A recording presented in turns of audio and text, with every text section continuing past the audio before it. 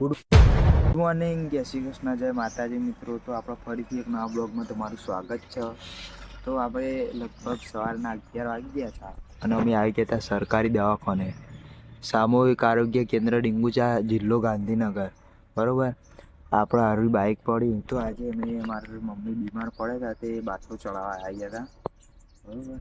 તો જો તમને દવાખાનું પહેલાં બતાવી દઉં. અમારે ડીંગુચા ગામનું દવાખાનું છે ચારે કોર. બરાબર. અને આ પડી એમ્બ્યુલન્સ.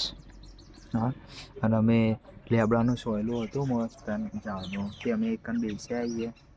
મને અંદર બતાવો, મમ્મીને બાટલો ચડાવ્યો. બરાબર. તો અંદર બ્લોગમાં બન્યા રહો.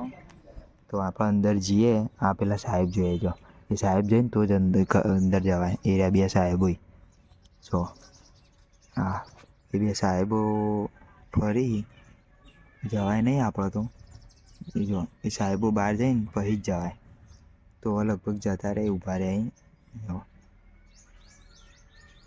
એ સાહેબો જઈ પછી મેળ આવે, નકર એમની અંદર તો ના જવાય. આવા હેડી જો એરિયા અંદર જઈ જો દવાખાનામાં જઈ બહાર જતા રહ્યા. માનસી કરવું થયું તે અંદર જતા રહ્યા. હવે અંદર જતા રહે એટલે આપણે અંદર જવાય તો નહીં. હવે એરિયા બહાર આવી જો આપણે મેળ ખાય કોક જવાનું જોઈએ. પણ હજુ તો એક જ છે, ગાડી પાસે ઊભા રહી એટલે આપણે જવું એવું નહીં. કશું હતું નહીં. આપણે એ બેસું થોડું યાર રહીને સાહેબ જઈ ત્યાં અંદર જઈને અને આપણે બીજો બ્લોગ શૂટ કરશું. પણ એની અંદર તો ના જવાય. બરાબર.